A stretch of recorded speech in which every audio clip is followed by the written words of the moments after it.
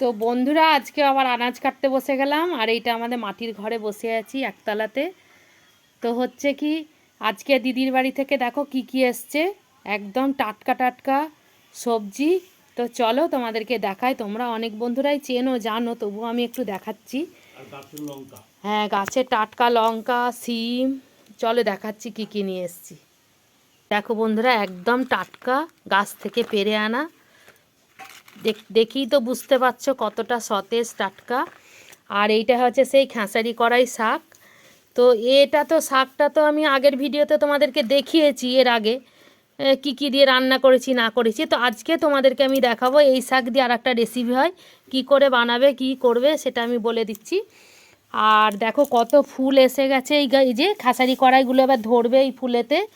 দেখো এই যে কি সুন্দর কালারটা, দেখো নীল নীল কালারের ফুল, দারুণ সুন্দর। ছোট্ট ফুল হলেও কালারটা দেখো অসাধারণ দেখতে। তো হচ্ছে কি, এইটা রেসিপিটা আমাদের তোমাদেরকে বলে দিচ্ছি। দেখো এই ফুলটা ফোটার আগে সাদা আর ফুটে গেলে নীল, তো কত সুন্দর ফুল তাই না।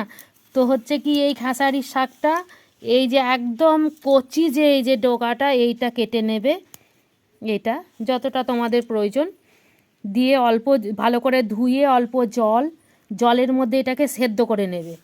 সেদ্ধ করে নিয়ে এটাকে শিলপাটার মধ্যে বাটবে।